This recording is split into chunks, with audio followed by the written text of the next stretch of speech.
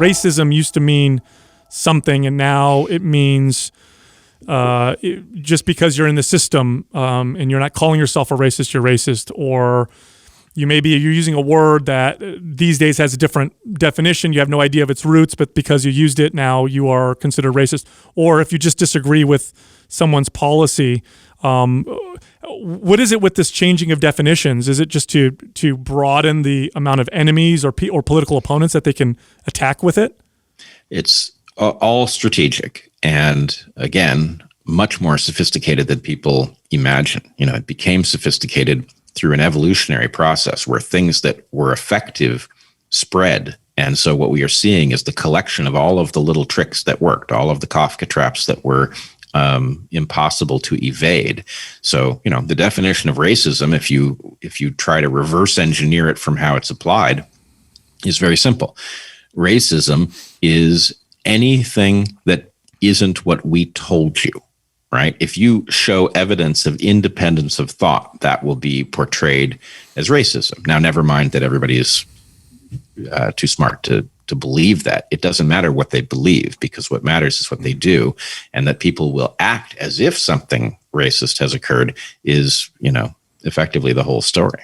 Now, do you think that using these terms and these strategies is going to start to lose power because they're been used so much? In other words, here's an example of what I'm talking about. Trump actually gained a decent percentage of minority votes the second time around. He got more of the black male vote than he had before, and it was in a pretty good number for a Republican. Huge percentage of the Latino vote, especially among Cuban Americans and Venezuelans, and in Florida, that's what gave him Florida.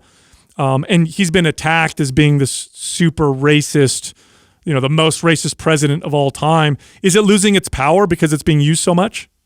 I wouldn't say it's losing its power. I would say you can see in that data, and I agree, it's very interesting, those patterns. You can detect that there is something about it that polarizes even within communities that we are told are all on board with it. And it's not surprising. I think actually Trump's strong numbers in these demographics say nothing about Trump. They are true in spite of Trump.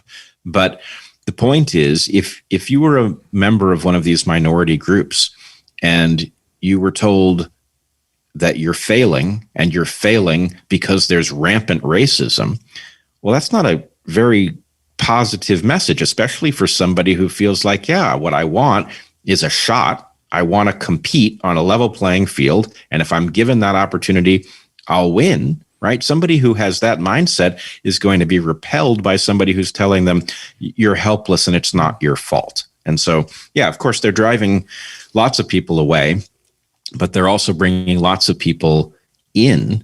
And the whole thing in the end is unstable, right? When this ideology wins, it's going to fall apart for exactly the same reasons that it always does in every other Marxist context, which is that game theoretically, the structure that would be necessary to preserve the cooperation just simply isn't present. So there will be a battle over the spoils and it will come apart. And the problem is, in the meantime, it will have wrecked an incredibly vibrant and productive system in which, I agree, things were not fairly distributed. But that vibrant system is something that should be protected. And to the extent that what it produces is badly distributed, then that is the issue to be addressed. And it has been. And we've all understood that for at least decades.